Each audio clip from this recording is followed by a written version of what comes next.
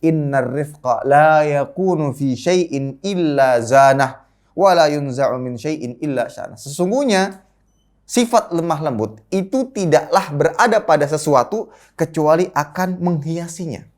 Semakin indah dipandang mata, semakin enak untuk didengarkan perkataan-perkataannya dengan kelemah lembutan. Akan tapi tatkala kelemah lembutan tersebut dicabut, hilang, maka itu akan membuatnya semakin rusak, semakin buruk.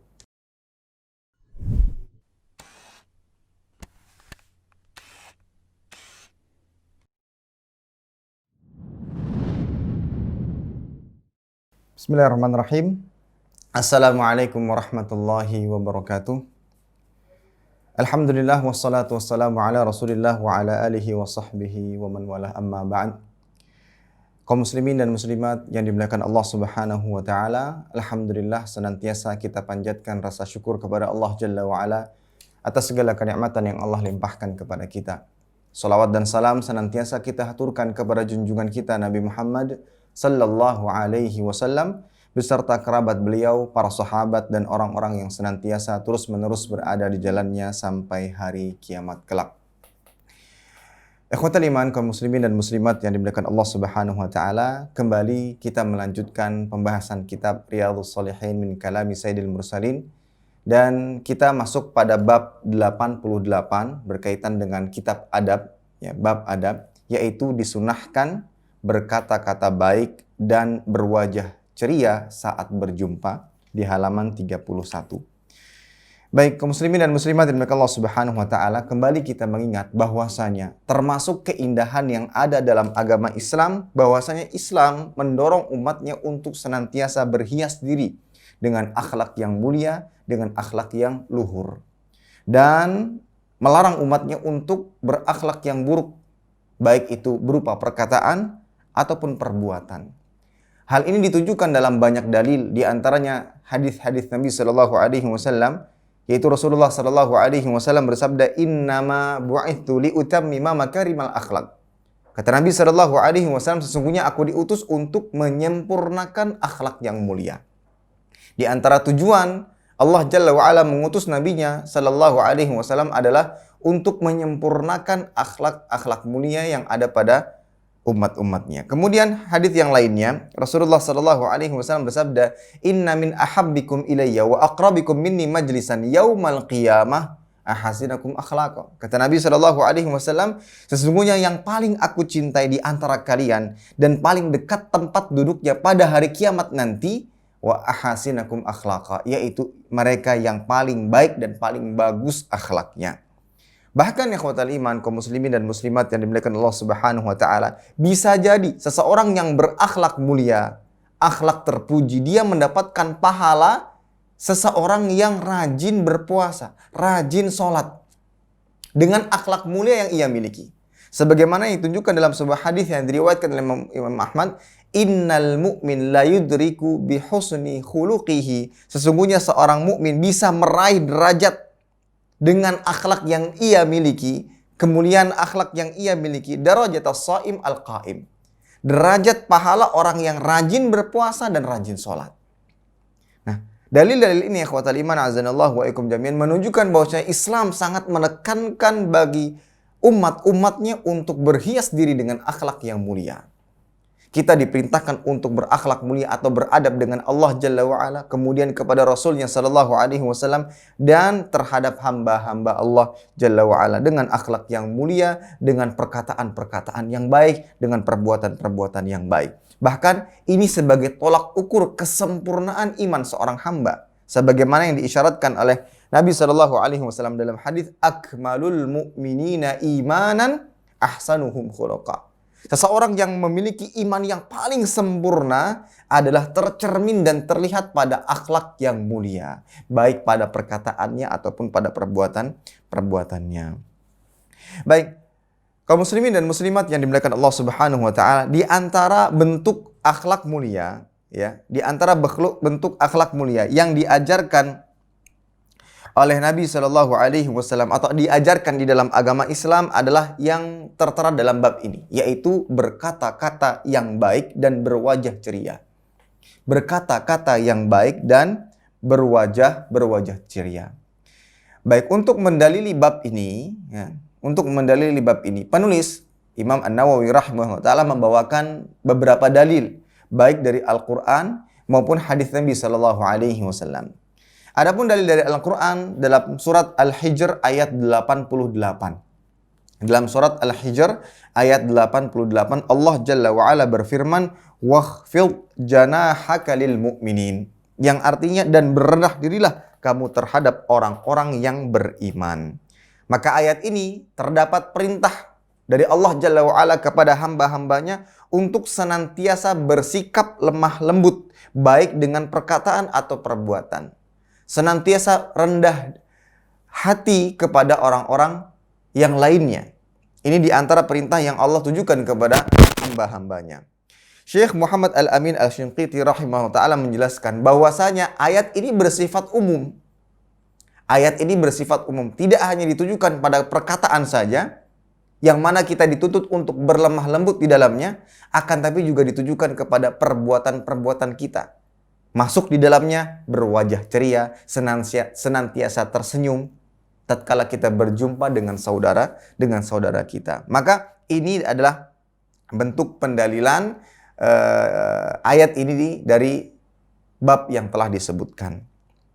Baik. Maka senada atau semakna dengan ayat di atas, yaitu surat Ali Imran ayat 159.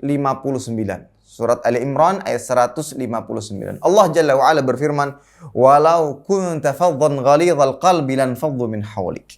Ya. Maka sekiranya kamu bersikap keras, dan ayat ini ditujukan kepada Nabi Muhammad SAW. Sekiranya kamu bersikap keras, lagi berhati kasar, tentunya mereka menjauhkan diri dari sekelilingmu. Kalau seandainya dalam menyampaikan hak, dalam menyampaikan kebenaran, walaupun yang disampaikan adalah Al-Quran, hadits Nabi SAW, akan tapi metodenya, caranya dengan cara-cara yang kasar, yang tidak lembut, maka tentunya orang-orang yang seharusnya menerima kebenaran tersebut akan menjauh. Ya. Maka dari sini juga dapat kita fahami bahwasanya Allah Jalla wa Ala memerintahkan kita untuk senantiasa berlemah lembut. Dan inilah yang dipraktikkan oleh Nabi SAW. Apalagi ketika dia berdakwah fi sabilillah. Maka jika kita lihat ikhwatal iman azanallahu wa ikum jami'an, beberapa kisah yang disebutkan di dalam hadis-hadis bagaimana metode dakwah Nabi SAW, maka tidak luput dari kelemah lembutan. Tidak luput dari kelemah lembutan dalam berdakwah. Sebagaimana ditujukan dalam sebuah hadis yang menceritakan tentang kisah Arab Badui yang kencing di masjid. Datang Arab Badui, kemudian kencing di masjid. Maka pada saat itu orang-orang yang ada di sekitarnya berdiri, hendak mencegahnya, hendak mengusirnya. Dan mungkin ada indikasi ingin berbuat agak kasar kepada orang tersebut. Kenapa? Karena dia kencing di rumah Allah. Fi baitin min buyutillah, di rumah-rumah Allah.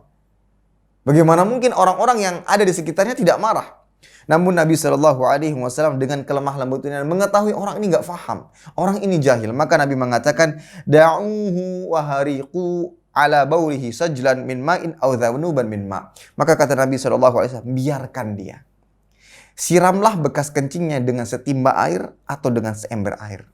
Fa innama bu'ithum muyassirin walam tub'atsu mu'assirin. Karena kalian diutus untuk memberikan kemudahan dan tidak diutus untuk memberikan kesulitan. Lihat bagaimana kelemah lembutan Nabi SAW. Dan tentunya perkataan tersebut, perintah tersebut dari Nabi SAW bukan berarti tanpa adanya alasan. Ada alasan di balik itu semua. Kalau seandainya orang lagi buang air kecil, tiba-tiba diusir jauh, sementara dia belum menyelesaikan hajatnya, otomatis najisnya akan kemana-mana.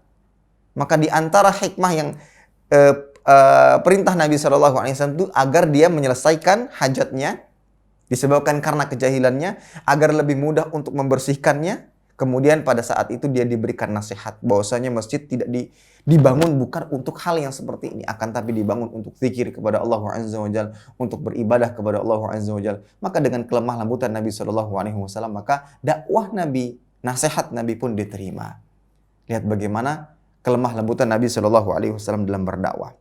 Contoh yang lainnya, Nabi SAW ketika berhadapan dengan musuh-musuh Allah, orang-orang kafir, Nabi Shallallahu Alaihi Wasallam tetap menempatkan manusia sesuai dengan kedudukannya yang ada di sekitar masyarakat. Misalkan ini ditetapkan sebagai raja, maka Nabi Shallallahu Alaihi Wasallam juga menyatakan kepada Raja Romawi Heraklius, ya, bukan disebutkan sebagai orang kafir, orang yang akan masuk neraka dan semisalnya. Tidak dikatakan dengan perkataan-perkataan yang bisa menyinggung orang lain, walaupun sejatinya demikian. Namun tetap, tatkala dia memiliki gelar kedudukan yang ada di tengah masyarakat, maka tetap kita sampaikan. Kalaupun kita ingin membantah atas kesesatan-kesesatan yang ada, maka tetap kita sampaikan sesuai dengan apa yang dia dapatkan. Kedudukan yang dia dapatkan. Maka ini di antara beberapa contoh bagaimana kelemah lembutan Nabi Shallallahu Alaihi Wasallam dalam berdakwah fi sabilillah. Tentunya hal ini sebagaimana firman Allah Jalla wa Ala dalam surat An-Nahl ayat 125, "Ud'u ila sabili rabbika bil hikmati wal mau'izatil hasanah wajadilhum billati hiya ahsan." Serulah manusia kepada jalan Rabbmu dengan hikmah. Apa yang dimaksud dengan hikmah? Dengan lemah lembut, ya. Wal mau'izatil hasanah, dan pelajaran yang baik, nasihat-nasihat yang baik. Wajadilhum billati hiya ahsan. Kalau seandainya mereka masih ngeyel, silahkan berdebat, silahkan berdiskusi, namun dengan cara yang baik. Mereka bentak-bentak, mereka marah-marah, mereka menuding dan segala perkataan-perkataan kasar lainnya, maka kita jawab perkataan-perkataan tersebut dengan baik, dengan santun. Maka dari sini akan terlihat mana yang hak dan mana yang batil. Maka ikhwatal iman azanallahu wa ikum jami'an, di antara hikmah di balik kelemah lembutan yang mana kita diperintahkan untuk berhias diri dengannya. Nabi sallallahu alaihi wasallam bersabda dalam hadis yang diriwayatkan Imam Muslim, "Innar rifqa la yakunu fi syai'in illa zanah wa la yunza'u min syai'in illa sya'nah." Sesungguhnya sifat lemah lembut itu tidaklah berada pada sesuatu kecuali akan menghiasinya. Semakin indah dipandang mata, semakin enak untuk didengarkan perkataan-perkataannya dengan kelemah lembutan. Akan tapi tatkala kelemah lembutan tersebut dicabut, hilang, maka itu akan membuatnya semakin rusak, semakin buruk. Maka ini adalah pentingnya sifat lemah lembut yang mana kita diperintahkan oleh Allah Jalla wa'ala untuk senantiasa berhias diri dengannya. Apalagi berkaitan yang namanya dengan dakwah. Memberikan nasihat orang tua kepada anaknya, sahabat kepada sahabat yang lainnya, ya, kepada pasangan hidupnya, kepada teman-temannya, kerabat-kerabatnya. Maka perlu sekali untuk senantiasa mengedepankan lemah lembut di dalam menyampaikan kebenaran. Baik, ada perkataan yang luar biasa dari Syekh Abdul Aziz bin Baz rahimahullah ta'ala. Beliau mengatakan, "Hadzal asr, asrul rifq, was sabr, wal hikmah, walisa asr syiddah. An-nas aktharuhum fi jahlin, fi ghaflatin wa itharin lid dunya. Fala budda minas sabr, wala budda minar rifq, hatta tasilud da'wah, wa hatta yablughan nas, wa hatta ya'lamu."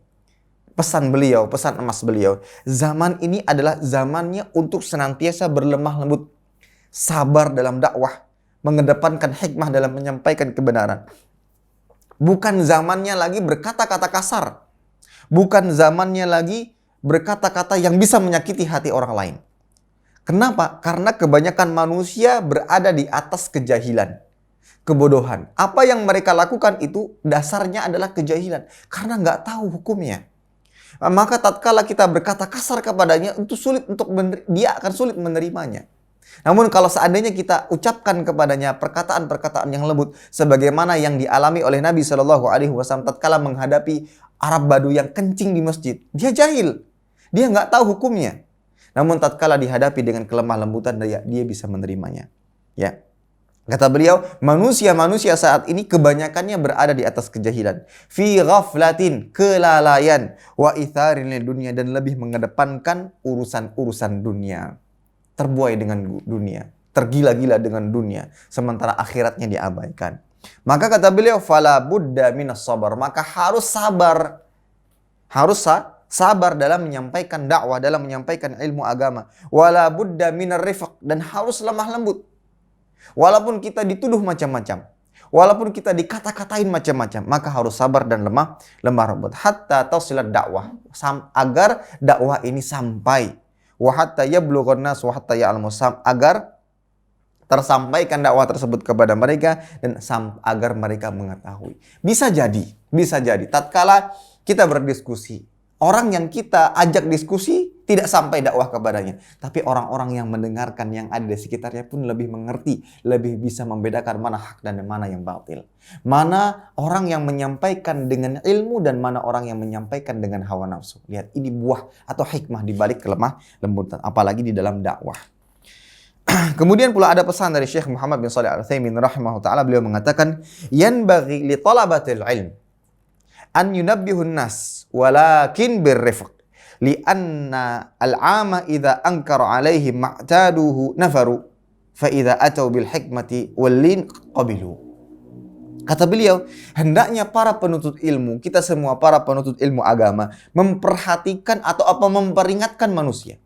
Hendaklah para penuntut ilmu memperingatkan manusia. Namun, haruslah dengan lemah lembut, kata beliau. Karena kebanyakan manusia jika diingkari pada sesuatu yang sudah menjadi kebiasaan mereka, diingkari dengan cara yang kasar, dengan cara yang tidak baik, mereka akan menjauh.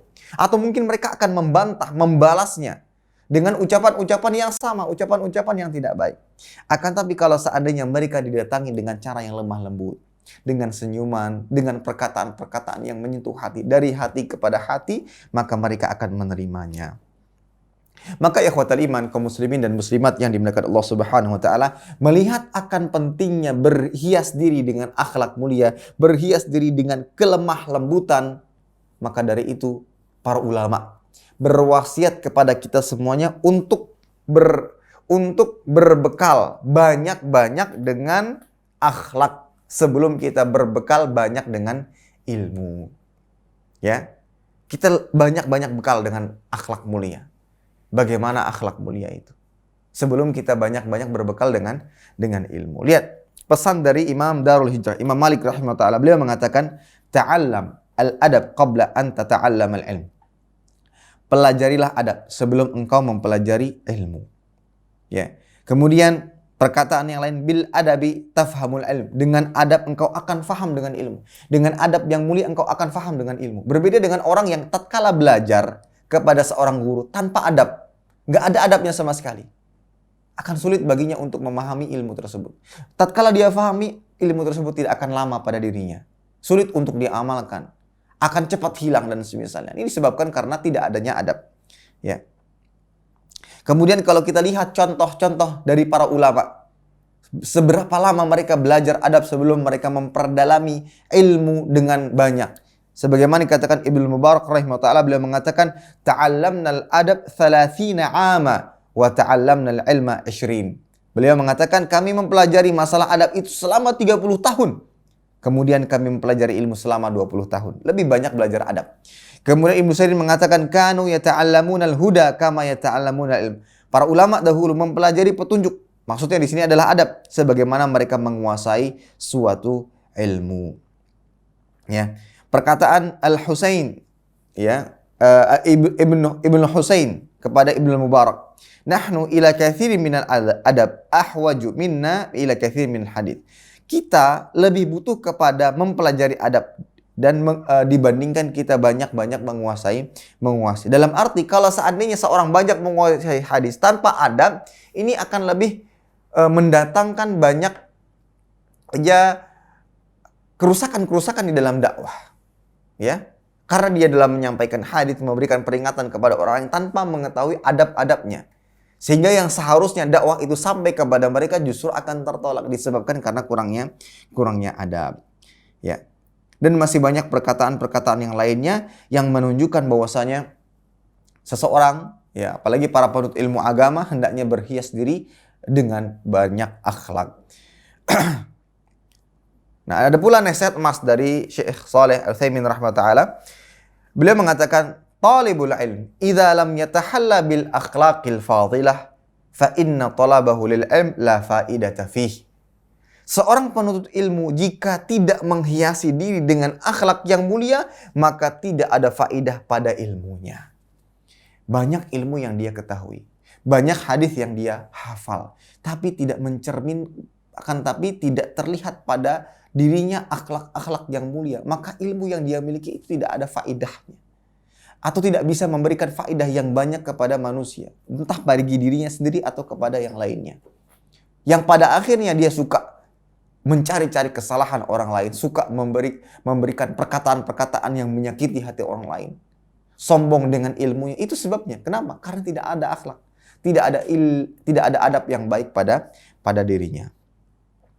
Baik ikhwatan iman kaum muslimin dan muslimat yang dimuliakan Allah Subhanahu wa taala, akan tetapi perlu kita fahami bahwasanya para ulama mencontohkan atau berwasiat dan mencontohkan agar kita banyak-banyak belajar adab bukan berarti kita meninggalkan hal-hal penting dalam agama.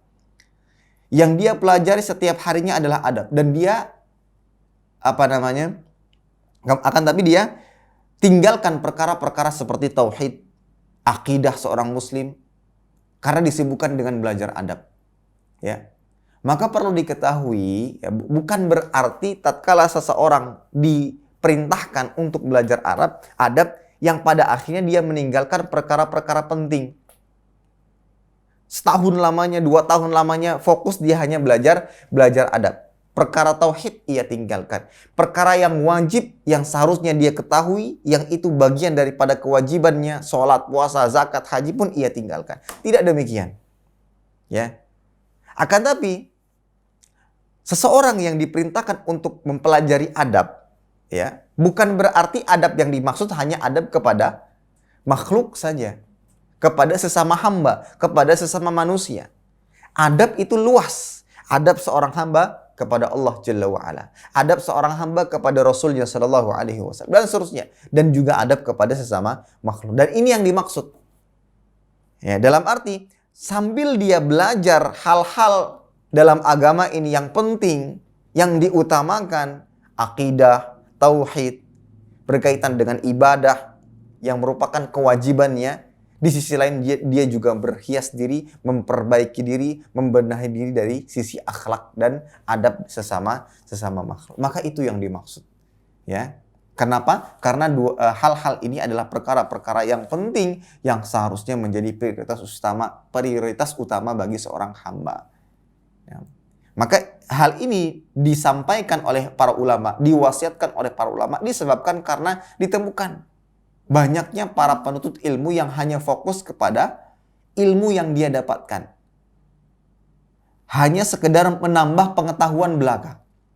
Itu tujuan utamanya. Hanya ingin menambah pengetahuan belaka. Yang pada akhirnya muncul kesombongan pada dirinya. Suka menyepelekan orang lain. Sulit untuk mengerjakan. Kenapa? Karena dia hanya meniatkan diri untuk memperbanyak pengetahuan. Tidak dia amalkan. Tidak ada adab kepada Allah Jalla wa'ala. Tidak ada adab kepada Rasulnya Sallallahu Alaihi Wasallam.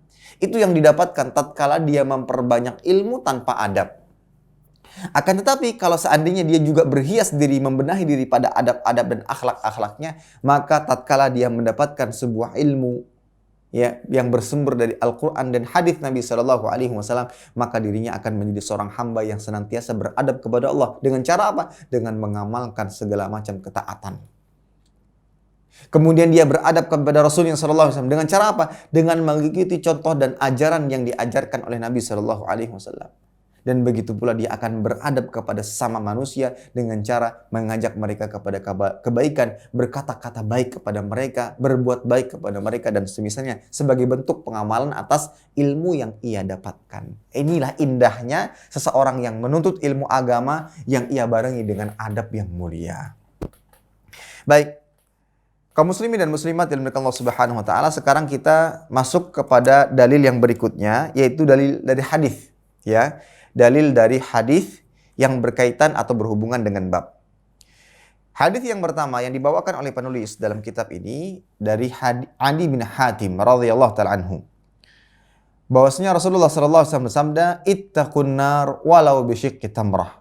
Faman lam yajid fa bi kalimatin thayyibah."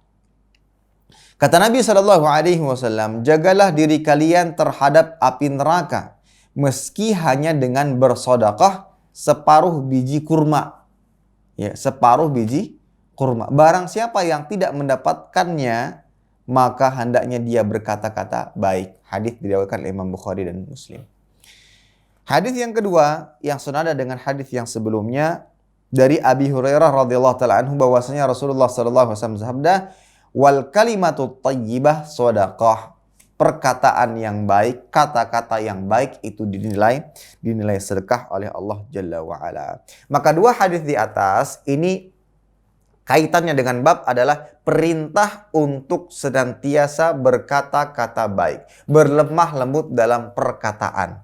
Ya, hal ini sebagaimana yang Allah perintahkan di dalam Al-Quran dalam surat Al-Ahzab ayat 70-71. Ya ayyuhalladzina amanu taqullah wa qulu qawlan sadida. Hai orang-orang yang beriman, bertakwalah kamu sekalian kepada Allah Azza wa Jalla dan katakanlah perkataan yang benar. Ya. Dan perkataan yang benar adalah perkataan yang baik. 6. Berkata baik, ikhwatal iman, kaum muslimin dan muslimat yang dimuliakan Allah Subhanahu wa taala, memiliki banyak keutamaan, memiliki banyak buah kebaikan. Di antaranya yang pertama, sebab mendapatkan ampunan dan sebab masuk surga. Maka ini seperti yang kita sampaikan hadisnya tadi, bahwasanya bisa jadi ada orang-orang di luar sana yang mendapatkan pahala sebagaimana pahala orang yang rajin berpuasa, sebagaimana orang yang rajin sholat malam, yang mana hal tersebut tidak terbuka untuknya. Tapi tatkala dia memiliki akhlak yang mulia, perkataan-perkataan yang baik, perkataan yang lembut kepada sesama manusia, maka pada saat itu ia mendapatkan pahala yang sama dengan mereka yang dibukakan untuk senantiasa beribadah puasa dan sholat. Bahkan ia bisa mendapatkan surga dengan perkataan yang lemah lembut yang keluar dari lisannya. Nabi SAW pernah ditanya, ya Rasulullah, dullani ala amalin yudkhilunil jannah. Wahai Rasul sallallahu alaihi wasallam, tunjukkan kepadaku suatu amalan yang dapat memasukkanku ke dalam surga. Maka Nabi sallallahu alaihi wasallam, inna min mujibatil maghfirah badlus salam wa husnul kalam. Di antara sebab mendapatkan ampunan Allah adalah menyebarkan salam dan bertutur kata yang baik. Perhatikan, ikhwatal iman, kaum muslimin dan muslimat yang dimuliakan Allah Subhanahu wa taala, betapa besar kasih sayang Allah Jalla wa Ala. Dan ini sebagai teguran bagi mereka-mereka yang mengatakan atau berkeyakinan bahwasanya untuk mendapatkan surga Allah Jalla wa Ala itu harus dengan banyaknya ibadah-ibadah yang ternyata ibadah tersebut tidak ada landasan dalilnya. Maka dengan alasan ingin mendapatkan surga kita harus banyak-banyak ibadah. Yang penting ibadahnya dinilai baik, terlihat baik. Maka kita katakan, akhi, saudaraku seiman, kalau seandainya tujuan Anda murni karena ingin menggapai surga Allah Azza wa Jalla, pada dasarnya Allah Subhanahu wa taala membentangkan banyak amal ibadah. Bahkan dari yang sangat sederhana itu saja bisa dilakukan, tatkala dilakukan sudah bisa menyebabkan seorang hamba mendapatkan rahmat dan masuk ke dalam surga Allah Jalla wa Ala. Di antaranya hadis ini. Inna min mujibatil maghfirah, di antara yang menyebabkan seseorang mendapatkan ampunan Allah Jalla wa Ala, badlus salam, menyebarkan salam. Assalamualaikum warahmatullahi wabarakatuh. Baik kepada yang kita kenal atau yang tidak kita kenal. Ya. Sesama umat Islam, kita sampaikan salam kepada mereka. Ya. Kemudian wa husnul kalam, dan berkata-kata yang baik. Berkata-kata yang baik. Dan seseorang akan terlihat baik apa tidaknya pada perkataannya. Apalagi tatkala dia sedang emosi, sedang marah. Di situ akan terlihat asli akhlak yang ia miliki. Kalau seandainya tatkala dia sedang marah, sedang emosi, yang keluar dari lisannya adalah perkataan-perkataan yang baik. Dia bisa menahan diri, bisa menahan marah emosinya. Sehingga tetap yang keluar dari lisannya adalah perkataan-perkataan baik. Ini adalah orang yang luar biasa. Mudah-mudahan dia mendapatkan keutamaan yang terdapat dalam hadis ini. Yang kedua, seseorang yang berkata-kata baik akan mendapatkan kamar yang istimewa di surga kelak. Akan mendapatkan kamar yang istimewa di surga. Ya. Disebutkan dalam sebuah hadis, Nabi SAW mengatakan di surga terdapat kamar-kamar yang luarnya dapat dilihat dari dalam, dan bagian dalamnya dapat dilihat dari luar. Kemudian ada yang bertanya kepada Nabi SAW, untuk siapa kamar-kamar tersebut? Maka Nabi mengatakan, liman atabal kalam, wa at'amat ta'am, wa adamas siyam, wa shalla lillahi billahi wan nasu niyam. Kata Nabi SAW, kamar-kamar tersebut diperuntukkan bagi mereka yang senantiasa bertutur kata yang baik, yang senantiasa memberikan makan kepada orang-orang yang membutuhkan, senantiasa berpuasa, rajin berpuasa, dan rajin sholat malam, sementara manusia sedang tertidur. Baik, yang kita garis bawahi adalah yang pertama, wa atabal kalam, yang sesuai dengan pembahasan kita. Orang yang berkata baik, bertutur kata yang baik, di antara keutamaan yang didapatkan adalah sebuah kamar di surga. Yang amat luar biasa, yang tidak bisa kita bayangkan. Seindah apapun kamar yang kita miliki di dunia tidak akan pernah sebanding dengan apa yang Allah akan sediakan di akhirat kelak, di surga kelak. Dan itu dapat bisa kita peroleh dengan apa? Dengan perkataan yang baik. Dengan perkataan yang baik. Ya. Seseorang sangat mudah dia berkata baik tatkala dalam kondisi senang, habis dapat hadiah, mendapatkan pujian, maka akan terlihat pada wajahnya senyuman. Namun dia akan teruji, dia bisa nggak berkata-kata baik tatkala dia sedang diuji dengan gangguan-gangguan, dibuat marah, dibuat emosi. Teruji di situ. Apakah yang keluar dari lisannya adalah perkataan yang baik ataukah justru perkataan-perkataan yang buruk? Baik, kemudian yang ketiga, keutamaan yang ketiga adalah berkata yang baik itu bisa mengganti sedekah, sebagaimana yang ditunjukkan dalam hadis yang kita bacakan tadi. Ya. Kita diperintahkan oleh Allah dan Rasulnya Shallallahu Alaihi Wasallam untuk memperbanyak sedekah. Namun untuk sebagian orang ada bagi mereka yang sulit untuk bersedekah dengan hartanya. Kenapa? Karena mereka lah yang berhak untuk mendapatkan harta. Seperti orang-orang miskin. Namun bukan berarti mereka tidak bisa bersedekah. Banyak cara untuk bersedekah. Di antaranya adalah dengan mengeluarkan perkataan-perkataan yang baik. Al-kalimatut thayyibah shadaqah. Ya, ittaqun nar walau bisyiqqit tamrah fa illam tajidu. Bersedekahlah. Jagalah diri Anda dari neraka jahanam dengan bersedekah. Walaupun dengan syiqqut tamrah. Separuh biji kurma. Tapi kalau tidak dapat, maka dengan kalimat yang baik. Anda mengucapkan salam. Anda berkata baik dengan menanyakan kabarnya. Akhi, bagaimana kabar Anda? Alhamdulillah baik. Semoga Allah senantiasa memberikan kesehatan bagi Anda. Semoga dimudahkan segala urusan. Kalimat tersebut yang keluar dari lisan kita yang tidak membutuhkan waktu lama sudah dinilai dan dicatat pahala bagi Allah dari Allah Jalla wa'ala. Ya. Maka di antara kebiasaan baik orang-orang Arab itu tatkala berjumpa, tatkala bertemu, seringkali basa-basinya dibarengi dengan doa. Kaifa halukum? Bagaimana kabarmu? Alhamdulillah baik. Alhamdulillah. Hayyakallah. Ya. Ahsanallahu ilaikum. Dan masih banyak doa-doa yang lain yang seringkali diucapkan. Padahal kalau di Indonesia mungkin terkesan hanya sekedar basa-basi. Tapi yang keluar dari lisan mereka adalah doa, doa, dan doa kebaikan untuk saudaranya. Dan di setiap kalimat yang keluar dari lisannya akan dicatat sebagai pahala oleh Allah Jalla wa'ala. Ya. Kemudian yang selanjutnya, ikhwatal iman azanallahu jami'an, berkata yang baik itu bisa menghilangkan permusuhan. Ya. Anda mungkin ada permasalahan dengan teman, sahabat. Tapi kalau seandainya permasalahan tersebut diselesaikan dengan dihadapi dengan perkataan-perkataan yang baik, maka hal tersebut akan apa? Akan menyelesaikan permasalahan tanpa berkepanjangan dengan perkataan yang baik. Maka dari itu Allah Jalla wa'ala memerintahkan di dalam Al-Quran dalam surat Fussilat, idfa' billati hiya ahsan. Tolaklah kejelekan tersebut dengan cara yang baik. Ya. Tolak kebaikan keburukan tersebut dengan cara yang baik. Silahkan dicoba.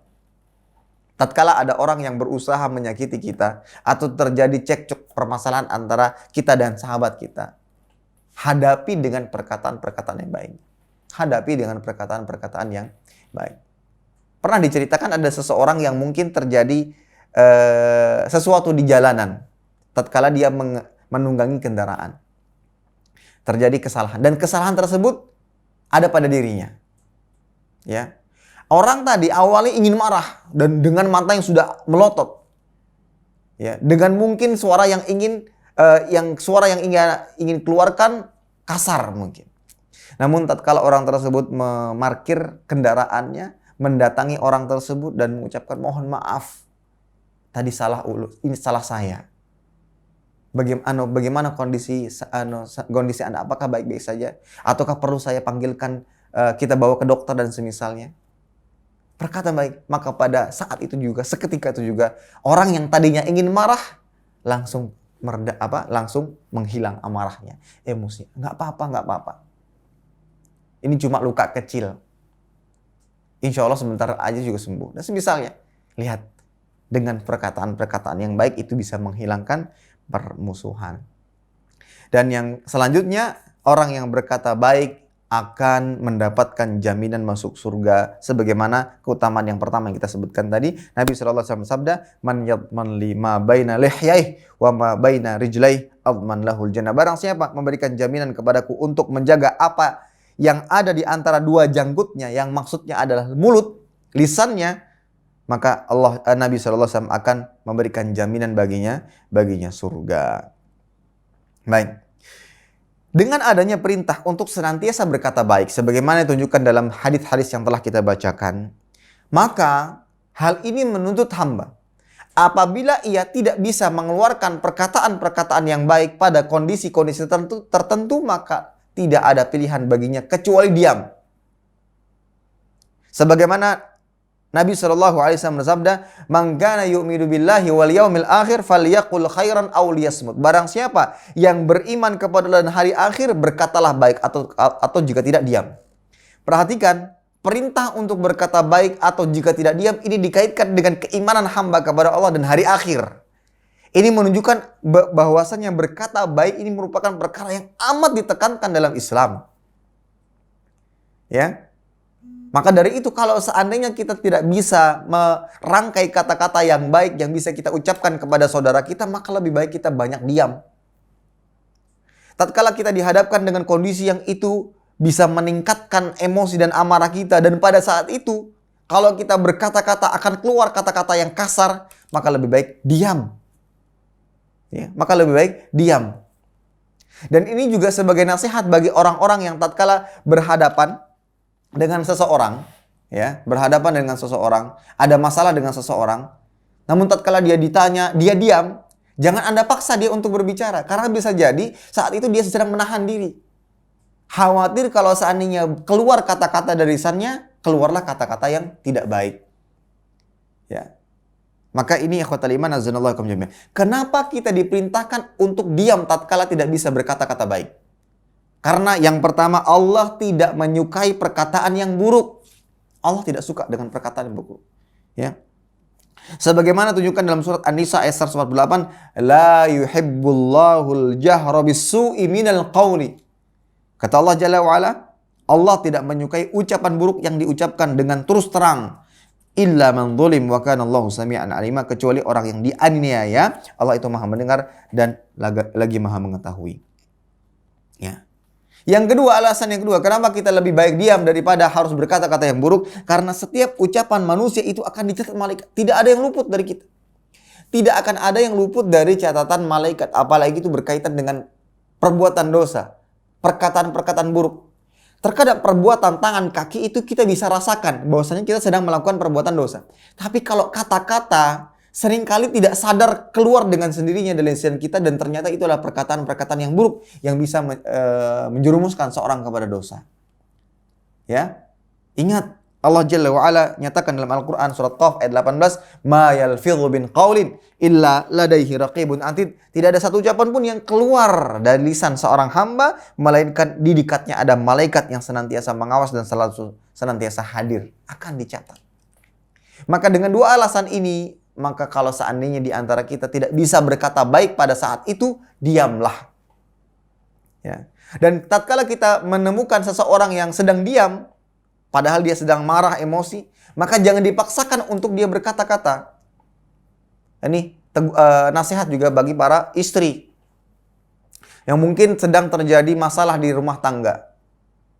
Ya. Terkadang istri ngomel segala macamnya kepada suaminya, melakukan sedikit kesalahan. Suaminya diam. Jangan dipaksa untuk berkata-kata. Kenapa sih? Kenapa diam? Coba ngomong, jangan demikian. Karena sang suami sedang menahan diri. Khawatir kalau seandainya dia berkata-kata justru mengeluarkan kata-kata yang tidak baik. Na'udzubillah min dzalik, ternyata yang keluar adalah talak. Dan ini sering terjadi. Kalau sudah diucapkan, timbul penyesalan. Ya. Maka dari itu kalau seandainya sedang marah, sedang ada permasalahan, dan kita tahu pada saat itu kalau saya berkata-kata, keluar lisan dari saya, justru yang keluar adalah perkataan buruk, lebih baik saya diam. Diam semuanya dulu. Sampai kondisi sudah aman, hati sudah tenang, tidak ada lagi amarah dan emosi, maka kembali duduk bersama. Tujuan utamanya adalah bagaimana kita mencari solusi yang baik bagi kita semua. Seperti itu, ya. Ini adalah bimbingan dari di dalam agama Islam, ya. Tatkala kita tidak bisa berkata baik, maka lebih baik kita diam. Dan ada yang alasan yang ketiga. Disebutkan di dalam hadis-hadis bahwasanya bisa jadi ada seseorang yang masuk ke dalam neraka jahanam disebabkan karena satu kata yang keluar dari lisannya. Disebabkan karena lisan yang tidak terjaga, yang ternyata yang keluar itu adalah perkataan-perkataan yang menyebabkan dirinya terseret dan akan diseret ke dalam api neraka jahanam, wal'iyadzubillah. Ini alasan ketiga, kenapa kita harus diam tatkala tidak bisa berkata baik. Sebagaimana ditunjukkan dalam hadis Nabi sallallahu alaihi wasallam bersabda, "Innal 'abda la yatakallamu bil kalimah ma yatabayyanu fiha yazillu biha finnar ab'ad mimma bainal masyriq." Kata Nabi sallallahu alaihi wasallam, sesungguhnya seorang hamba mengucapkan satu kalimat yang tidak ia pikirkan terlebih dahulu. Ini perkataan baik atau tidak? Buruk atau tidak? Ternyata dengan perkataan tersebut yang ia ucapkan menjadikan sebab ia terlempar ke dalam neraka jahanam yang sejauh jarak ke timur. Dalam riwayat lain, bainal masyriqi wal maghrib, antara timur dan barat. Lihat, dengan satu kata. Dengan satu kata yang keluar dari lisannya, ternyata kata tersebut adalah kata yang bisa menyeretnya ke dalam neraka jahanam. Pada akhirnya dia akan terseret ke dalam neraka jahanam. Dalam riwayat yang lain, Nabi SAW bersabda, riwayat Imam Tirmidzi, "Innar rajula la yatakallamu bil kalimah min sukhtillah la yura biha ba'san fayahwi biha fi nari jahannam 70 kharifa." Kata Nabi SAW, sesungguhnya ada seorang yang mengatakan satu kata dan ternyata kata tersebut dimurkai oleh Allah Azza wa Jal, padahal kata tersebut menurutnya hal yang biasa. Hal biasa, perkataan-perkataan yang biasa, atau mungkin dianggap sebagai candaan belaka. Ternyata ya khotal iman azanallahu jami'an, kata tersebut menjadi sebab ia jatuh ke dalam neraka selama 70 tahun lamanya.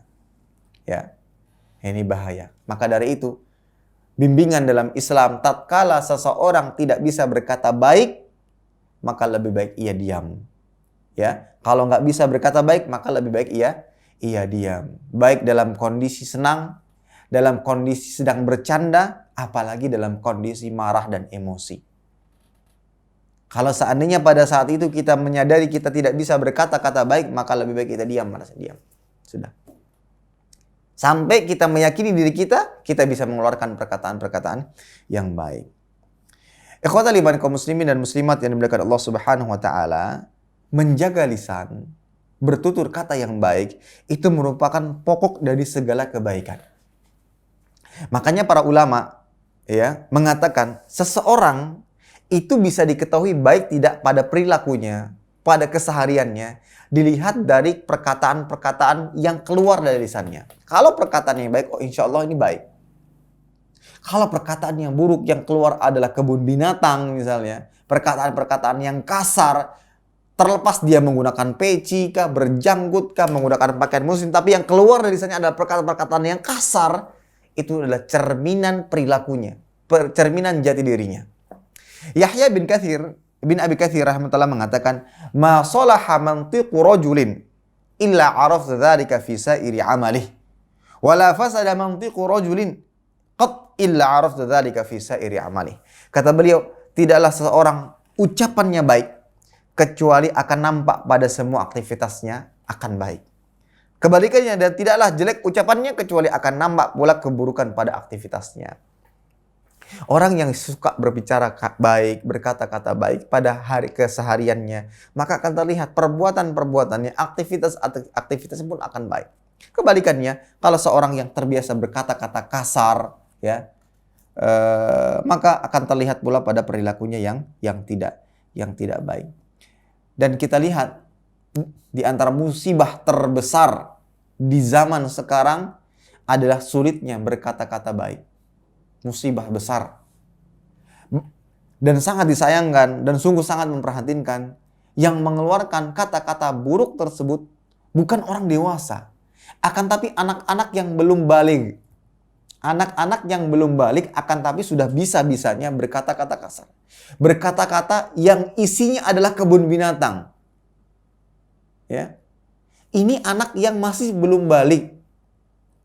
Ini di antara musibah yang besar. Dan itu sudah sebagai cerminan bagaimana ia dewasa kelak.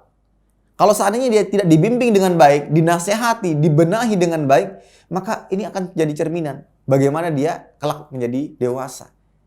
Dengan lingkungan-lingkungan yang seperti itu. Ini musibah besar yang dialami di zaman sekarang adalah tidak bisa berkata-kata baik. Ya. Bahkan perkataan-perkataan yang buruk tersebut bisa keluar dari orang-orang yang berpendidikan. Ini sangat disayangkan. Orang-orang yang memiliki jabatan, kedudukan yang tinggi, yang menjadi figur di tengah-tengah masyarakat. Ternyata tatkala dihadapkan dengan kondisi yang membuat dirinya marah, emosi, keluar kata-kata yang tidak baik pada ini musibah. Musibah di zaman sekarang, ya. Dan pada akhirnya kita bisa mengetahui bagaimana perilakunya. Kita bisa mengetahui bagaimana sifat aslinya. Nabi SAW pernah berwasiat kepada Muadz bin Jabal tentang kunci untuk bisa berperilaku, untuk bisa bersikap baik. Maka beliau mengatakan, ala ukhbiruka bimalaki dzalika kulli. Maukah aku kabarkan tentang sesuatu yang menjadi kunci itu semua? Maka Nabi sallallahu alaihi wasallam mengatakan, kuf alaika hadza. Ya, tahan lisanmu ini. Dari apa? Dari hal-hal yang buruk, dari mengeluarkan perkataan-perkataan yang buruk. Dalam riwayat yang lain Nabi sallallahu alaihi wasallam bersabda, la yastaqimu imanu 'abdin hatta yastaqima qalbuhu wala yastaqimu qalbu hatta yastaqima lisanu.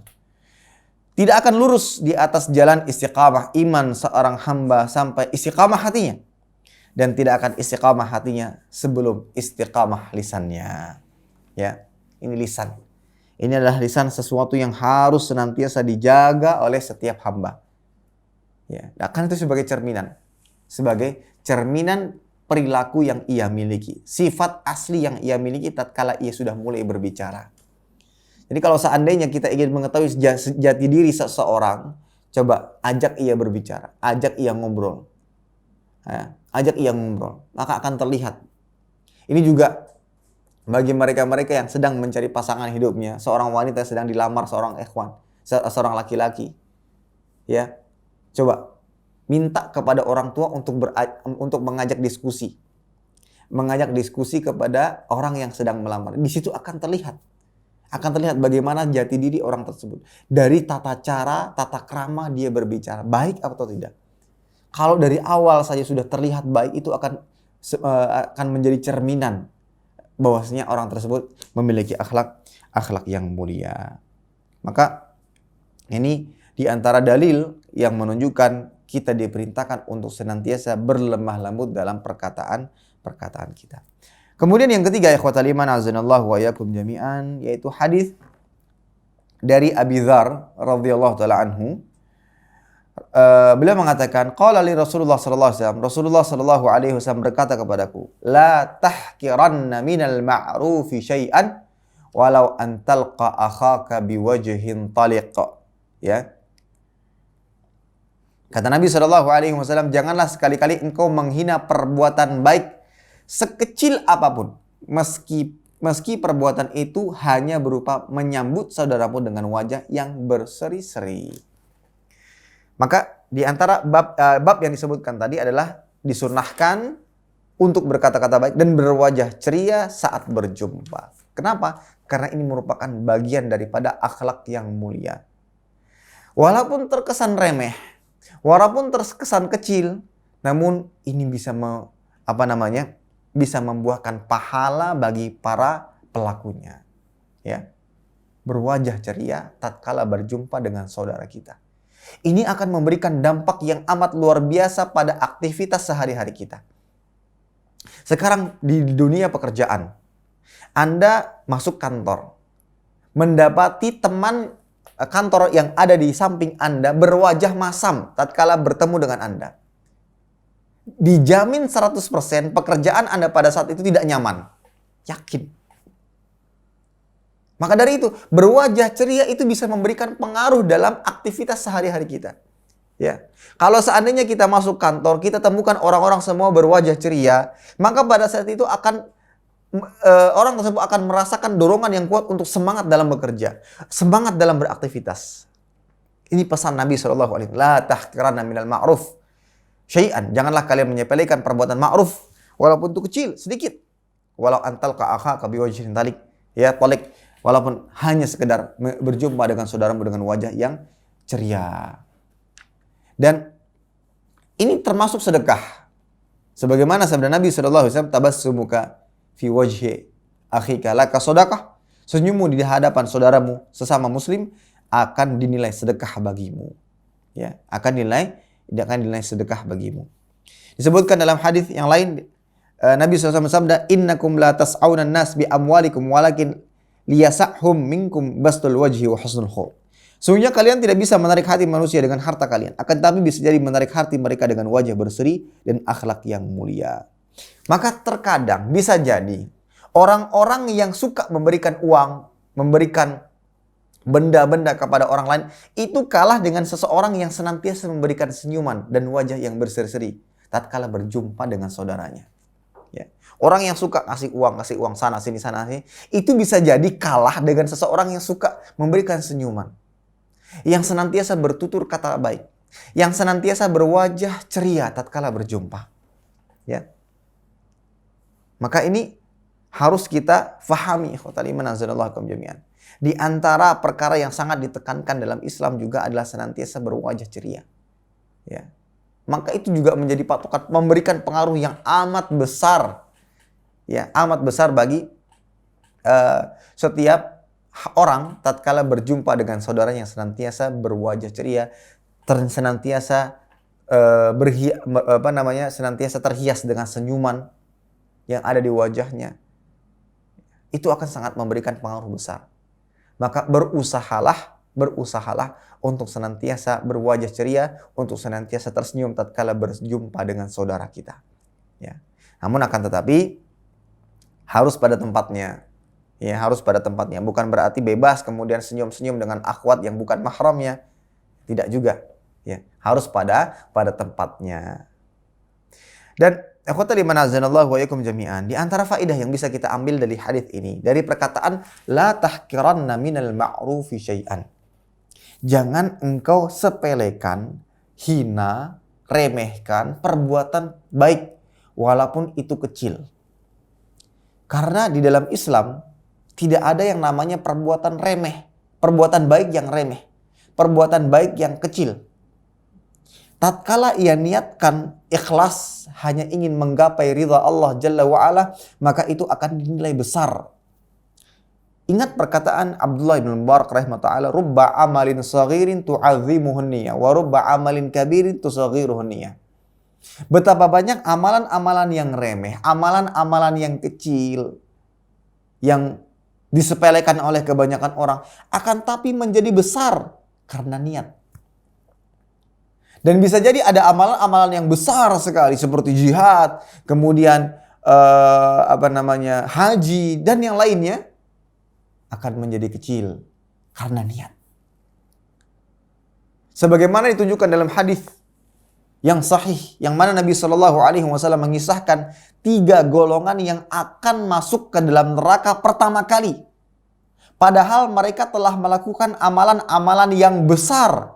Yang pertama berjihad, yang kedua berilmu dan mengajarkannya dan mendakwahkannya, dan yang ketiga bersedekah, dermawan. Tapi kenapa mereka dimasukkan ke dalam neraka? Ternyata hatinya, niatnya tidak untuk Allah Jalla wa'ala. Akan tapi dalam riwayat yang lainnya ada seseorang yang mengamalkan perbuatan-perbuatan yang sangat remeh, sangat kecil. Sangat kecil. Akan tapi ternyata itu menjadi penyebab ia mendapatkan rahmat Allah dan menjadi penyebab ia masuk ke dalam surga Allah Jalla wa'ala. Sebagaimana ditunjukkan dalam sebuah hadis, ada seseorang yang melewati sebuah tempat, melewati sumur dengan kondisi yang amat haus. Kemudian dia turun ke dalam sumur tersebut dan meminum air dari sumur tersebut. Tatkala ia naik keluar dari sumur, dia mendapati kalb, anjing yalhath yakul thara. Seekor anjing yang sedang kehausan, yang sedang menjilat-jilat pasir yang ada di sekitarnya.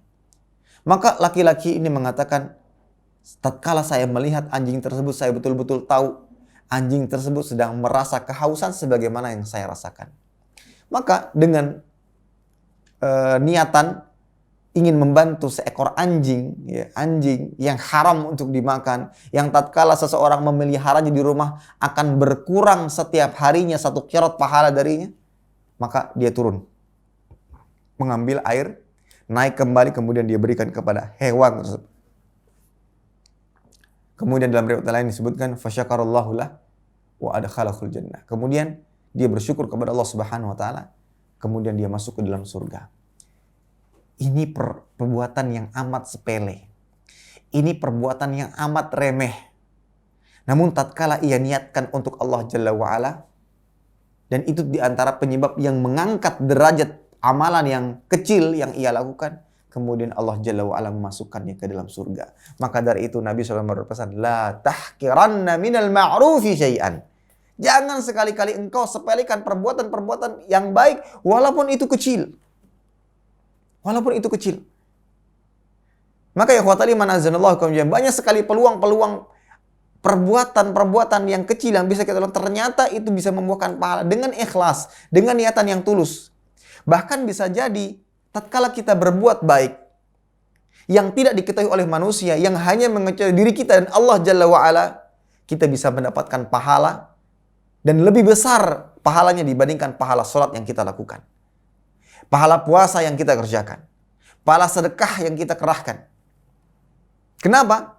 Karena tatkala kita melakukan perbuatan yang mungkin kecil dipandang oleh manusia, mungkin remeh dipandang manusia, namun disebabkan karena tidak ada satupun yang melihatnya kecuali Allah Jalla wa'ala, itu menjadikan kita betul-betul ikhlas, tulus, ya, dalam mengerjakannya, dalam melakukannya, sehingga Allah Jalla wa'ala memberikan pahala yang amat besar. Maka ingat pesan Ibnu Mubarak tadi, rubba amalin saghirin tu'adzibuhun niyah. Bisa jadi perbuatan-perbuatan yang kecil itu menjadi besar karena niat. Anda melewati jalan. Pada saat itu Anda melihat satu potong kaca kecil, mungkin seukuran ini, segini. Amat kecil. Namun tatkala kita ambil potongan kecil tersebut, kita buang ke tempat sampah. Tidak ada satupun yang melihat kecuali Allah Jalla wa'ala. Kemudian kita niatkan ini dalam rangka berbuat baik kepada manusia yang setiap mereka yang melewatinya. Maka bisa jadi kita bisa mendapatkan pahala yang tidak kita dapatkan dari sholat kita. Mendapatkan pahala yang tidak kita dapatkan dari puasa kita. Maka jangan pernah sepelekan perbuatan-perbuatan yang ma'ruf. Aktivitas 24 jam yang kita lakukan akan sangat banyak peluang yang bisa kita temukan untuk bisa beramal kebaikan. 24 jam. Dimulai kita bangun sampai kita tidur kembali. Cari peluang-peluang kebaikan yang bisa kita lakukan, yang bisa kita dapatkan.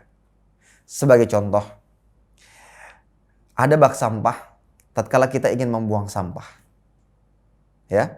Kemudian di sekitar bak sampah tersebut terdapat sampah-sampah yang berserakan. 1 atau 2. Maka tatkala kita membuang sampah, kita ambil pula sampah yang berserakan dan kita masukkan. Tatkala kita temukan hal tersebut di kantor kita misalnya, itu perbuatan yang remeh. Mungkin bisa saja dalam hati kita, ada juga cleaning service nanti yang akan membersihkan. Tapi tatkala kita lakukan itu, tidak ada satupun yang melihat, itu bisa jadi sebab kita mendapatkan rahmat dari Allah Jalla wa'ala. Maka jangan pernah menyepelekan perbuatan yang ma'ruf. Ya, perbuatan yang ma'ruf. Contoh yang lainnya, ya, tatkala di dunia pekerjaan ya, Anda memarkir motor. Di situ helm-helm karyawan yang lainnya atau teman-teman yang lainnya berada di atas motor. Turun hujan. Anda ambil helm Anda, kemudian juga Anda ambil helm teman Anda. Ini hal sepele. Tapi tatkala Anda niatkan untuk Allah Jalla wa'ala, ingin berbuat baik, ingin berakhlak mulia, maka bisa jadi Anda mendapatkan pahala yang tidak Anda dapatkan dari ibadah-ibadah praktis yang Anda kerjakan. Ya. Maka pada dasarnya Allah Jalla wa'ala dengan besarnya kasih Allah kepada hamba-hambanya telah membentangkan banyak amal ibadah, banyak amal-amal kebaikan yang dengannya kita bisa menggapai rahmat Allah Jalla wa'ala, yang dengannya bisa menjadi penyebab kita bisa masuk ke dalam surga Allah Subhanahu wa ta'ala. Wallahu ta'ala alam bisawab. Maka sekali lagi kita simpulkan ikhwatal iman azanallahu ikum jami'an, seorang hamba dituntut, diperintahkan oleh Allah Jalla wa'ala dalam agama ini untuk senantiasa berhias diri dengan akhlak yang mulia. Dan di antara akhlak mulia tersebut adalah senantiasa berkata-kata baik dan senantiasa berwajah ceria saat berjumpa. Kenapa? Karena dua hal ini adalah perbuatan yang sangat memberikan pengaruh besar, pengaruh kebaikan yang sangat besar bagi kehidupan manusia, dalam kehidupan beragama. Dalam berdakwah, ucapkanlah kata-kata yang baik. Ketika berjumpa, senantiasalah hiasi wajah Anda dengan senyuman, dengan keceriaan. Maka itu akan memberikan pengaruh yang amat besar bagi setiap orang yang berjumpa dengan Anda. Allahu a'lam bishawab. Baik, saya rasa ini yang bisa kita sampaikan pada pertemuan kali ini, ya. Mudah-mudahan ini bermanfaat bagi kita semuanya tentang memelihara tentang akhlak mulia, yaitu berkata-kata baik dan berwajah ceria saat berjumpa. Wallahu ta'ala alam bishawab. Insyaallah di pertemuan berikutnya kita akan lanjutkan dengan bab berikutnya, yaitu disunahkan menjelaskan ucapan kepada lawan bicara dan mengulanginya supaya difahami jika memang diperlukan. Nah, insyaallah ini kita akan bahas di pertemuan berikutnya. Allahu a'lam bishawab. Nah, baik, jika ada yang ingin ditanyakan, kami persilahkan.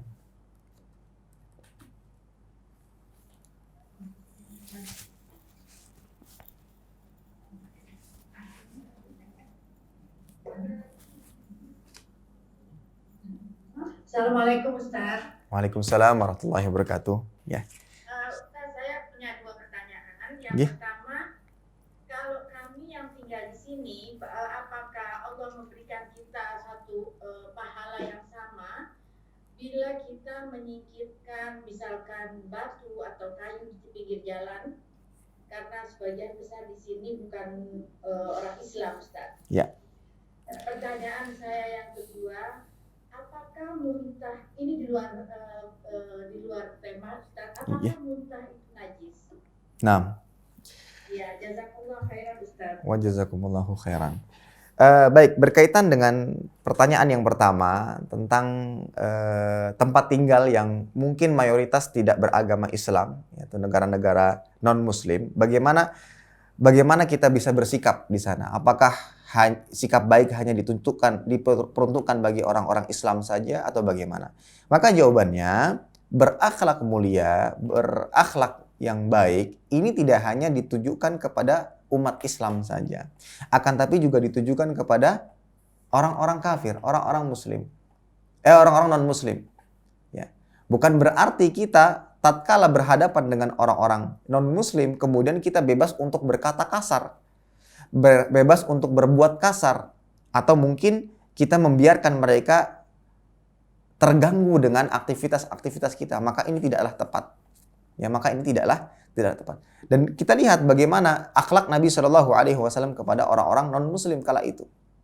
Ya, orang-orang kafir. Tatkala ada yang sakit, Nabi SAW sempatkan untuk menjenguk. Dan pada saat itu ada hikmah besar di balik itu semua. Ini menunjukkan Islam itu adalah agama yang senantiasa menjunjung tinggi akhlak yang mulia. Maka tatkala beberapa negara berhasil dikuasai oleh Islam, justru penduduk-penduduknya yang datang dan berbondong-bondong untuk masuk ke dalam agama Islam. Kenapa? Karena akhlak yang dijunjung tinggi dalam Islam. Ya, akhlak yang dijunjung tinggi dalam Islam. Dan berkaitan dengan sabda Nabi Shallallahu Alaihi Wasallam untuk berbuat baik kepada tetangga, bahkan malaikat Jibril alaihissalam mengulang-ulanginya seakan-akan tetangga ini juga mendapatkan jatah warisan. Saking pentingnya berbuat baik kepada tetangga. Dan para ulama menjelaskan perintah untuk berbuat baik kepada tetangga ini juga berlaku umum. Walaupun dia seorang Yahudi, walaupun dia seorang Nasrani, kita tetap diperintahkan untuk berbuat baik kepada mereka. Ya, maka tadi tatkala ditanyakan kalau seandainya ada gangguan di jalan, batu dan semisalnya, tetap kita singkirkan. Walaupun yang nantinya akan lewat adalah orang-orang non-muslim. Dan kita juga akan mendapatkan pahala di balik perbuatan-perbuatan baik yang kita lakukan kepada mereka. Ya. Jadi seperti itu ya, perlu kita pahami bahwa akhlak yang mulia, perbuatan yang baik ini tidak hanya kita tujukan kepada sesama muslim saja, tetapi juga kepada selain muslim. Dan harapannya ini sebagai bentuk dakwah kepada mereka, syiar kepada mereka. Inilah syiar Islam, inilah ajaran Islam. Dan mudah-mudahan itu bisa menarik mereka untuk semakin tertarik dengan agama Islam. Apalagi saya yakin di negara-negara luar sana itu fitnah tuh tidak henti-hentinya kepada umat Islam. Islam agama yang suka meneror, suka bom, ya, suka berkata-kata kasar, dan masih banyak tuduhan-tuduhan yang lainnya yang saya rasa itu sebuah ujian yang amat besar. Maka dari itu kita bantah itu semua dengan apa? Dengan bukti. Tatkala berjumpa dengan seorang muslim, Anda pasti akan temukan kemuliaan akhlak dan kepribadiannya. Nah, itu yang seharusnya ya yang kita tunjukkan. Allahu a'lam bishawab. Baik, pertanyaan yang kedua berkaitan dengan muntah najis ataukah tidak. Allahu a'lam bishawab. Sepengetahuan saya tidaklah najis. Gini, berkaitan dengan najis atau tidak ya, itu harus didasari dengan dalil. Perlu dibedakan antara najis dan kotoran. Perlu dibedakan antara najis dan kotoran. Najis itu sesuatu yang dianggap kotor oleh syariat. Nah, yang perlu digarisbawahi, tatkala dianggap kotor oleh syariat ini membutuhkan adanya dalil. Dalil yang menunjukkan bahwasanya itu adalah sesuatu yang najis. Adapun kotor, sesuatu yang kotor itu sesuatu yang dianggap kotor oleh manusia, fitrah manusia. Kotor main tanah, kotor main tepung misalnya, tatkala anak ikut membantu ibunya buat kue, otomatis pakaiannya akan kotor dengan tepung-tepung yang ada, coklat dan semisalnya. Itu baju kotor. Tapi apakah itu najis? Nah, di sini membutuhkan dalil. Jika ada dalilnya maka kita katakan najis. Maka jika tidak ada dalilnya maka dia kembali kepada keasliannya, berarti suci. Nah, akan tapi bukan berarti tatkala seseorang tahu perbedaan antara najis dan kotor, dia tidak membersihkan kotoran. Ya, tidak membersihkan sesuatu yang kotor. Karena keumuman dari perintah di dalam Islam bahwasanya kita diperintahkan untuk bersih. Innallaha jamilun yuhibbul jamal. Allah itu indah, suka dengan keindahan. Ya, at-tuhur syatrul iman, bersih itu bagian daripada keimanan. Ya, maka kita bersihkan. Ya, tapi ingat, tidak bisa kita mengatakan itu najis, ini najis kecuali dengan adanya dalil yang menunjukkan bahwasanya itu adalah sebuah najis. Allah taala alam bisawab. Nah, silakan yang lainnya.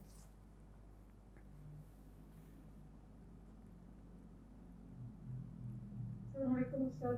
Waalaikumsalam warahmatullahi wabarakatuh. Ustaz, ada titipan pertanyaan Ustaz. Iya. Apa hukumnya kita ngasih daging kurban kepada non-muslim yang miskin? Jazakumullah khairan. Pertanyaan tentang memberikan daging kurban kepada orang kafir. Ya, orang kafir. Maka jawabannya itu diperbolehkan. Ya, diperbolehkan. Apalagi ada tujuan di balik itu semua untuk menarik hati mereka agar mereka masuk ke dalam agama Islam. Maka dengan tujuan-tujuan tersebut, memberikan daging kurban kepada orang kafir yang miskin, apalagi miskin, justru harapannya dengan kondisi mereka yang serba berkebutuhan, harapannya dengan perbuatan-perbuatan baik yang dilakukan oleh umat Islam itu akan menarik mereka untuk cinta dan masuk ke dalam agama Islam. Maka untuk memberikan mereka daging kurban, ya, itu diperbolehkan, apalagi dengan tujuan memberikan perhatian mereka kepada Islam. Allah taala bisawab.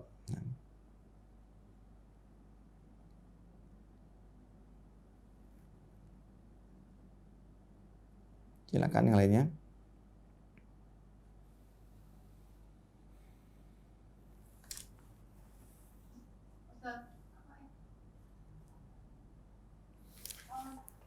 Adanya ijamah bekam itu Ustaz, tanggal yang ditentukan sunnah itu hadisnya sahih atau memang sebenarnya disunahkan dengan tanggal-tanggal tertentu, Ustaz? Jazakallahu khair. Wallah ta'ala misawab, dalam hal ini saya kurang tahu Bu, adakah hadis yang menganjurkan kita untuk berberkam di tanggal-tanggal tertentu. Saya tidak tahu tentang hal tersebut. Namun setahu saya ya hijamah termasuk yang diperbolehkan, kapan kita membutuhkan maka dipersilahkan. Tapi kalau dikaitkan dengan disunahkannya pada tanggal-tanggal tertentu, saya tidak memiliki ilmu tentang hal ini. Wallah ta'ala misawab. Ini ada pertanyaan lagi, Ustaz. Ya, silakan.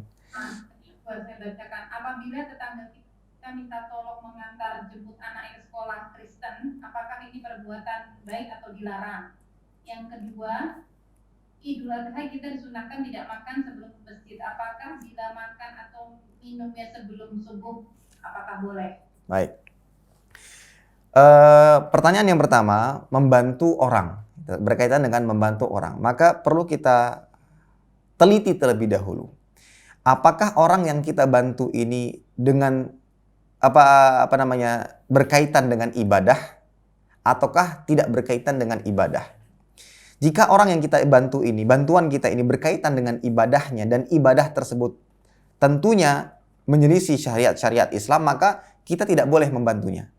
Karena kita akan jatuh kepada tolong menolong di atas keburukan. Ya, seseorang melakukan perayaan-perayaan yang mungkar, perayaan-perayaan yang buruk. Kemudian kita bantu, akhi tolong bantu saya seperti ini. Kita bantu. Maka ini tidak boleh. Maka ini diantara sesuatu yang tidak ada toleransi. Harus ada wala dan bara. Ada wala dan bara antara diri kita dengan tetangga-tetangga kita yang non-muslim. Ya, tetangga-tetangga kita yang non-muslim. Ini jika berkaitan dengan perihal agama. Jika berkaitan dengan perihal agama dan ibadahnya. Maka dalam hal ini kita sampaikan, mohon maaf, agama kami melarang untuk melakukan hal tersebut. Ya, karena masuk dalam ta'awun 'alal itsmi wal 'udwan wala ta'awanu 'alal itsmi wal 'udwan. Kata Allah Jalla wa ala, janganlah kalian tolong-menolong di atas dosa dan permusuhan. Ya. Maka kalau membantunya seseorang yang bukan beragama Islam dalam rangka sesuatu yang berkaitan dengan kemungkaran, atau mungkin membantu orang-orang secara umum yang ingin melakukan kemungkaran, maka sama sekali tidak boleh dibantu karena kita bisa masuk dalam tolong-menolong di atas keburukan. Adapun di luar daripada itu, maka tidak dipermasalahkan. Justru kita dianjurkan untuk senantiasa tolong-menolong, ya, selama ia bukan berkaitan dengan kemungkaran dan ritual ibadah yang tidak disyariatkan. Baik, itu yang pertama. Yang kedua tadi apa tadi pertanyaannya? Tentang Oh ya. Ya, makan ya. Baik. Berkaitan dengan makan daging, makan pada hari Idul Adha, disunahkannya adalah tidak makan kecuali setelah selesai proses penyembelihan. Sebagaimana yang ditujukan dalam hadis. Ini disunahkan ya. Nabi SAW tatkala di hari Idul Adha tidak makan terlebih dahulu sampai sholat, kemudian sampai disembelih, dan kemudian Nabi SAW memakan daging dari hasil sembelihan hewan kurbannya. Namun perlu dicatat, ini sunnah. Dan ini ditujukan untuk pekurban. Ditujukan untuk pekurban, yang berkurban. Adapun yang selain pekurban, maka jika ingin mengamalkan sunnah tersebut, dipersilahkan.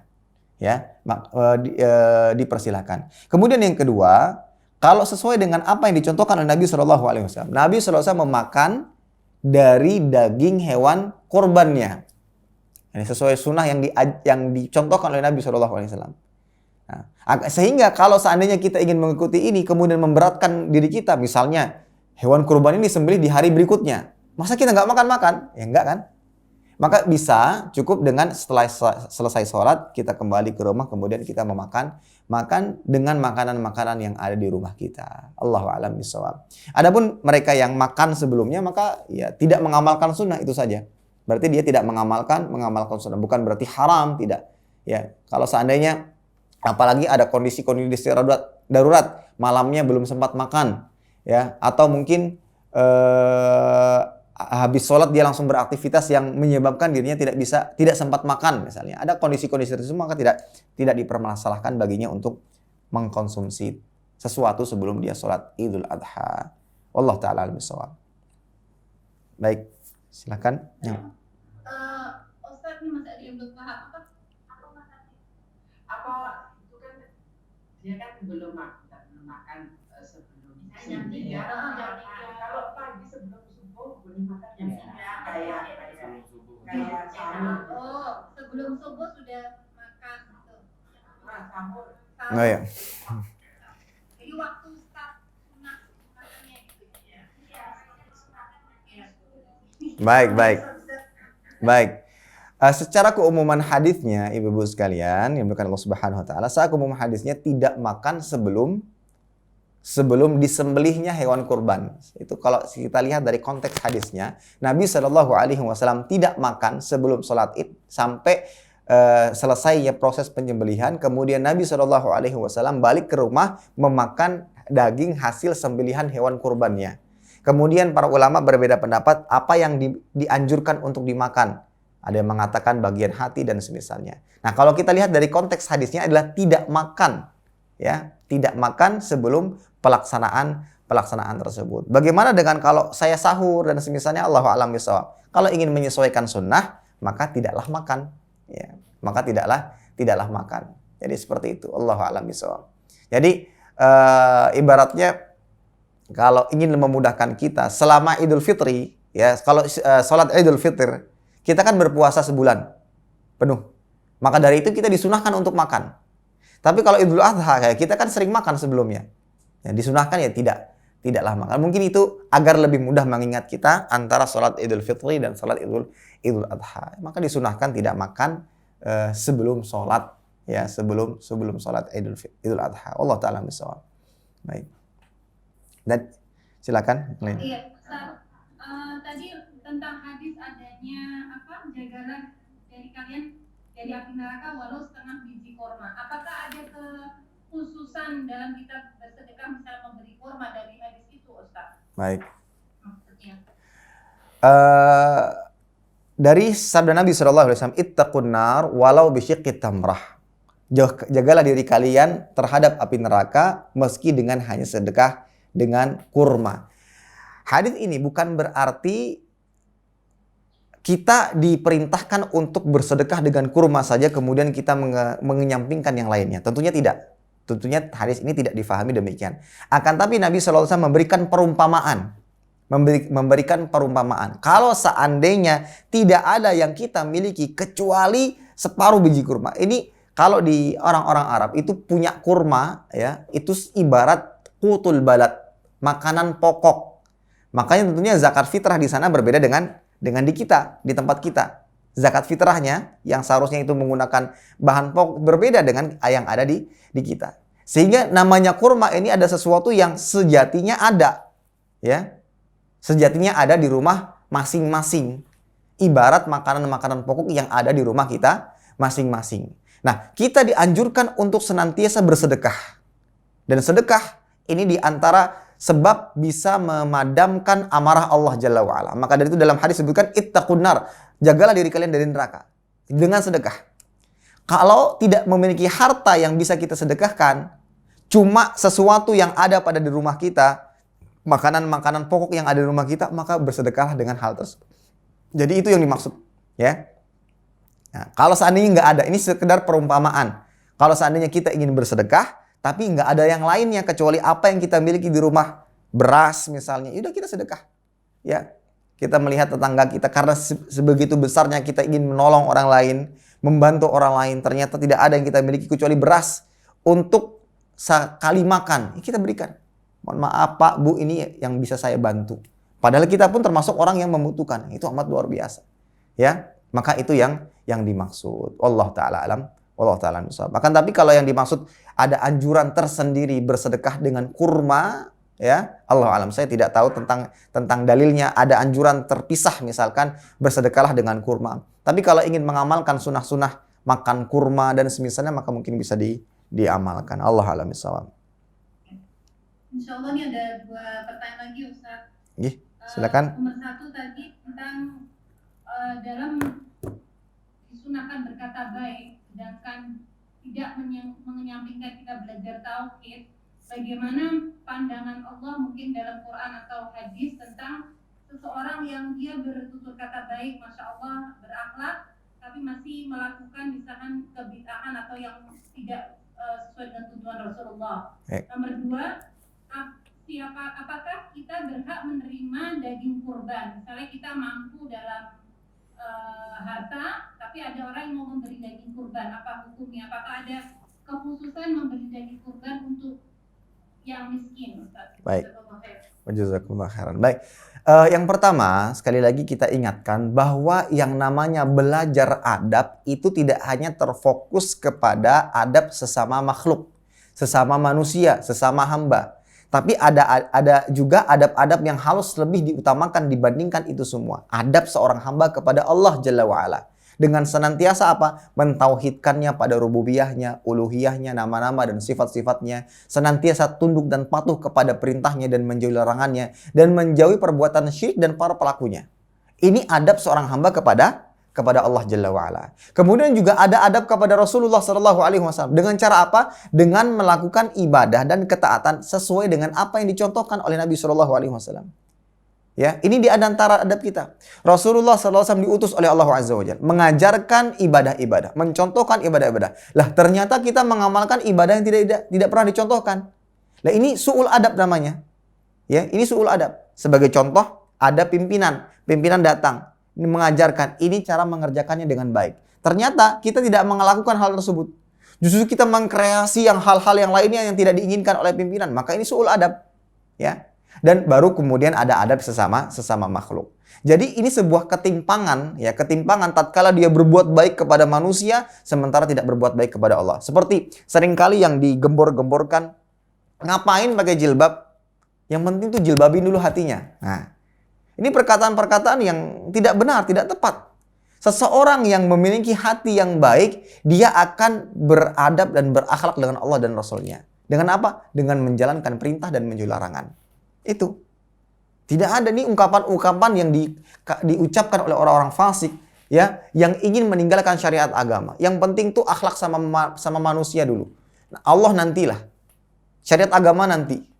Makanya kalau kajian-kajian yang isinya full adab, namun adabnya hanya diperuntukkan manusia, tidak dijelaskan adab kepada Allah, tidak dijelaskan adab kepada makhluk, ini akan terjadi sebuah ketimpangan di dalam kehidupan. Ya. Ini disebabkan karena dia mempersempit makna adab. Adab itu luas. Adab kepada Allah, adab kepada makhluk, ya, kepada Rasulullah SAW, adab kepada Al-Quran juga ada. Ya, makanya ada dalam kitab-kitab adab itu, ya, di dalam kitab adab itu diawali dengan adab kepada Allah dulu. Kemudian adab kepada Rasulnya. Jadi diawali dengan adab-adab yang terpenting diprioritaskan. Ya. Maka untuk mendapatkan itu semua harus ada keseimbangan. Ya. Maksud para ulama untuk belajar adab, banyak belajar adab sebelum kita belajar ilmu. Karena ada sebagian orang yang fokusnya belajar ilmu, mengkaji ilmu-ilmu alat, ilmu-ilmu hadis misalnya, bukan fikih hadis, ilmu hadis misalnya. Akan tapi dia luput darinya belajar adab. Ya, adab kepada manusia, luput. Ini menjadi penyebab bisa merusak agama itu sendiri. Kenapa? Orang-orang yang seperti ini akan keluar di tengah-tengah masyarakat menjadi orang-orang yang suka mencari-cari kesalahan orang lain. Dalam menyampaikan dakwah tidak bertutur kata yang baik. Ya, ada orang yang salah langsung ditegur tempat. Pak, kamu salah. Bu, jangan kayak gitu. Itu di tengah orang banyak. Tidak ada tata cara dan tata krama dalam menyampaikan. Nah, inilah, ya. Maka dari itu harus seimbang. Namanya adab itu luas. Jadi harus seimbang. Allah Ta'ala misal. Pertanyaan yang kedua tentang penyaluran daging kurban. Maka daging kurban ini secara syar'inya tidak hanya diperuntukkan bagi orang-orang yang membutuhkan saja. Siapapun berhak untuk mendapatkannya. Bahkan orang yang berkurban pun disunahkan. Lihat ya, yang berkurban pun disunahkan. Bukan berarti hanya sekedar dibolehkan. Disunahkan untuk memakan daging kurbannya. Disunahkan untuk memakan. Padahal dia berkurban. Mungkin dia mampu. Ya. Dan adakah batasan? Orang kaya cuma dapat 1 kantong. Orang miskin 5 kantong boleh? Nggak ada batasannya. Kalau seandainya kita dapat dari masjid ini dapat. Dari masjid sana dapat. Misalkan dapat 5 kantong ya nggak apa-apa. Ya, tidak ada batasan, tidak ada batasan. Hanya saja jangan sampai karena ini dibebaskan kemudian kita melalaikan orang-orang yang membutuhkan. Nah, itu saja.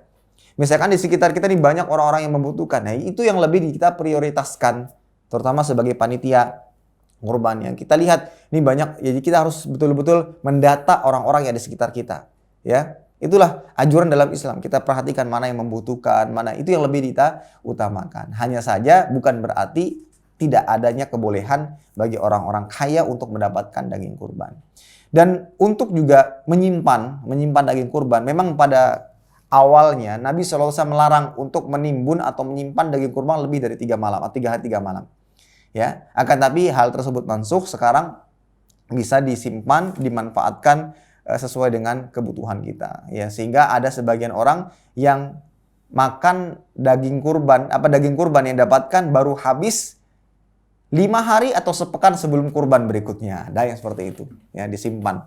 Ya, ini tidak dipermasalahkan. Wallahu taala alam bisawab. Baik, cukup. Ya, saya rasa cukup pertemuan kali ini, mudah-mudahan bermanfaat dan kurang lebihnya mohon maaf. Tentunya kebenaran hanya datang dari Allah Jalla wa'ala dan Rasulnya sallallahu alaihi wasallam. Adapun kesalahan dan kekeliruan datangnya dari saya pribadi karena kurangnya ilmu yang saya miliki. Allah dan Rasulnya berlepas diri darinya. Kita tutup dengan doa kafaratul majelis. Subhanakallahumma bihamdika asyhadu an la ilaha illa anta astaghfiruka wa atubu ilaik. Assalamualaikum warahmatullahi wabarakatuh. Terima kasih. Jazakumullah khairan wa barakallahu fikum. Video ini dibuat atas partisipasi dari donasi Anda. Semoga menjadi amal jariah bagi Anda semuanya.